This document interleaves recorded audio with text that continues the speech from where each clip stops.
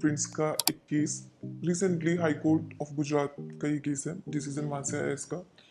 Important है क्यों? क्योंकि ऑल ओवर इंडिया हम में से अधिकतर टैक्स पेयर जो है वो एक प्रॉब्लम से सफ़र करते हैं, और किसी ना किसी पॉइंट ऑफ टाइम पे हम सब ने सफ़र किया होगा। और वो प्रॉब्लम है कि हमें जीएसटी और 3B को एडिट करने की जो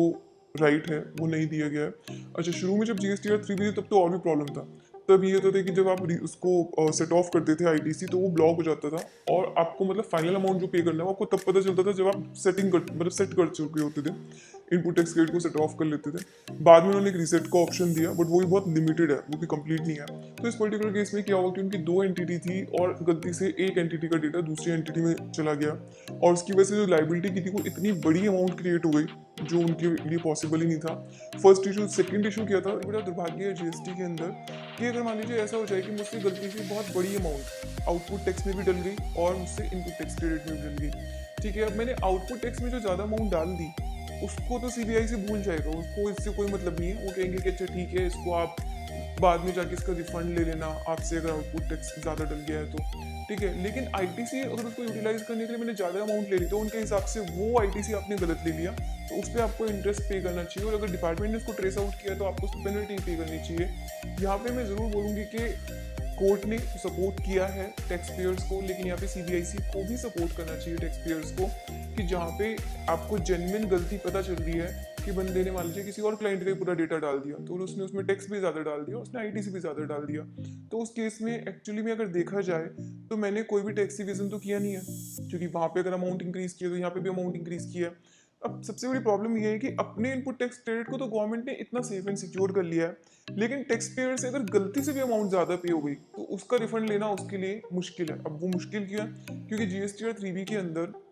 आपने अगर अमाउंट ज्यादा डाल दी, अब मैं उसको रिवर्स कैसे करूं? मेरे पास उसको एडिट करने का है, उसको रिटर्न करने का कोई तरीका ही नहीं है। मेरी बोलेगा कि आपके कैश लेजर के अंदर बैलेंस ही नहीं है। जब तक आपकी कैश लेजर में बैलेंस नहीं है तब तक आपको रिफंड कैसे दें? अब मैं रॉन्गली एंटर्ड हो गई थी, तो उसके लिए उन्होंने एक सर्कुलर निकाला हुआ था, और उसमें उन्होंने बोला था कि अगर ऐसा हो जाए तो आप आने वाले टाइम पीरियड में जो है उसको एडजस्ट कर सकते हैं। जब आप आने वाले टाइम पीरियड में मेरी सेल्स को एडजस्ट करवा रहे हो बजाय मुझे एडिट करके सीधे सीधे रिफंड देने के, तो इससे अच्छा मेरे इनपुट टैक्स क्रेडिट को भी ऐसे आगे आगे जाके एडजस्ट करवा लो कि आपने ज्यादा इनपुट टैक्स क्रेडिट लिया उसको भी तुम बाद में से एडजस्ट करते चले जाओ विदाउट एनी इंटरेस्ट। तो यहाँ पे ना एक समानता, एक पैरिटी नहीं है। जहाँ पे डिपार्टमेंट का राइट है वहाँ बिल्कुल स्ट्रिक्ट प्रोविजन है, और जहाँ टैक्स पेयर का राइट है तो वहाँ पे उसको धक्के खाने के लिए छोड़ दिया जाता है कि ठीक है तुम अपना रिफंड क्लेम करते रहना जैसे तुमसे हो।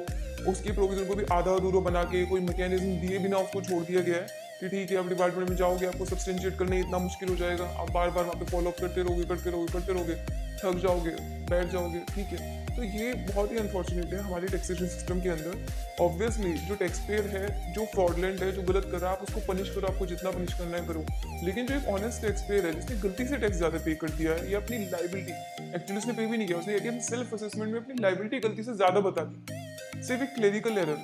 So it was a मियर clerical error, एक छोटी सी क्लेरिकल एरर जो किसी से भी हो सकती है, बट उसके लिए आपको इतनी बड़ी सजा। अच्छा, यहाँ पे एक और इंटरेस्टिंग फैक्ट है इस केस के अंदर कि उनकी अब रिटर्न इस तरीके से फंस गई, तो वो पेमेंट ना करे तब तक उनकी रिटर्न ना फाइल हो, तो उन्होंने पेमेंट ही नहीं किया ना उन्होंने रिटर्न फाइल की। अच्छा, उस महीने की रिटर्न नहीं फाइल हुई तो आगे आने वाले महीनों की रिटर्न भी नहीं फाइल हुई, तो उनकी लेट फीस इकट्ठी होती चली गई। तो लेट फीस के लिए भी उनको कोर्ट ने बोला कि क्योंकि ये जीएसटी के ग्लिच की वजह से था, तो उनको लेट फीस भी पे करने की बिल्कुल कोई ज़रूरत नहीं है। लेट फीस के लिए मैं ऑनेस्ट ये कि उन्होंने रजिस्ट्रेशन ले लिया और उसके बाद उनको पता नहीं था कि भाई रिटर्न फाइल करनी है, तो वो खुद इतना एजुकेटेड थे नहीं, या किसी कंसल्टेंट को बोला, कंसल्टेंट भूल गया, उसने रिटर्न फाइल की नहीं, तो उन लोगों को इतनी इतनी पेनल्टी इकट्ठी हो जाती है, इतनी लेट फीस इकट्ठी हो जाती है। मतलब there should be a way out जिसमें गवर्नमेंट बोले ये ठीक है, जो 100 करोड़ कर रहा है, 500 करोड़ कर रहा है, 1000 करोड़ कर रहा है, फ्रॉड कर रहा है, आप उसको पनिश कर रहे हैं, बिल्कुल ठीक है। लेकिन जो इंसान मतलब एक ह्यूमैनिटेरियन ग्राउंड पे ही सही, आप ये तो सोच सकते हो ना, जिस इंसान ने एक बिजनेस स्टार्ट किया, मान लीजिए मैं कहती हूँ कि 21-22 साल का बच्चा है, वो कोई बिजनेस स्टार्ट कर रहा है, उसको बहुत ज़्यादा नॉलेज नहीं है, वो स्ट्रगल ही कर रहा है कि वो अपनी सेल कर पाए थोड़ी बहुत, उसकी सेल नहीं हुई 1 महीना 2 महीना, अब उसके साथ क्या होगा? बंदे को अपने घर चलाना है तो कुछ और काम करेगा, मे बी वो किसी जॉब में ऑक्यूपाइड हो गया, कोई और काम करना उसने शुरू कर दिया, अब वो भूल गया कि मैंने रजिस्ट्रेशन लिया है।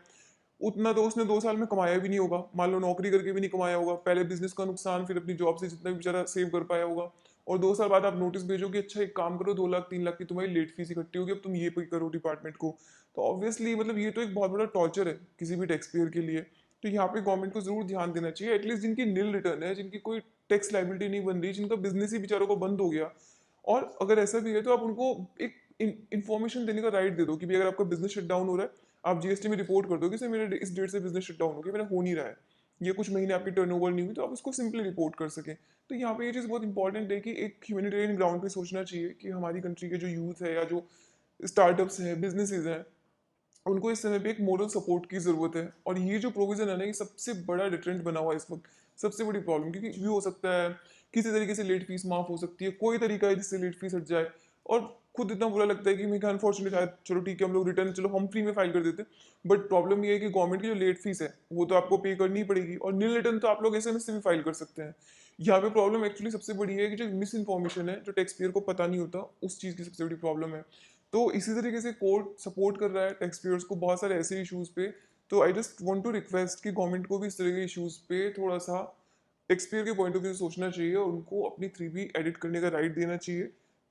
स्ट्रिक्ट इतने हो चुके हैं प्रोविजन, जबकि आप इनपुट टैक्स क्रेडिट जैसी चीज आप इतनी मुश्किल से दे रहे हो। मतलब पहले आपने नहीं दिया था, चलो एक अलग चीज थी, लेकिन जब आप अपनी हर चीज पे इतना कंट्रोल कर चुके हो, एटलीस्ट अब वो राइट दिया जा सकता है टैक्स पेयर को कि अगर वो चाहे तो अपनी उस चीज को अमेंड कर सके। तो जो जजमेंट है वो हमारी साइट पे अपलोडेड है, आप वहां से उसको रीड कर सकते हैं, अच्छा जजमेंट है। अगर आपको उस तरह का कोई केस है, आपको कोई नोटिस आया हुआ है उस टाइप का, तो उसमें आप उस जजमेंट को यूज भी कर सकते हैं, जहाँ पे जेन्युइन केसेस थे, तो वहाँ पे आपके लिए वो हेल्पफुल रहेगा। इसी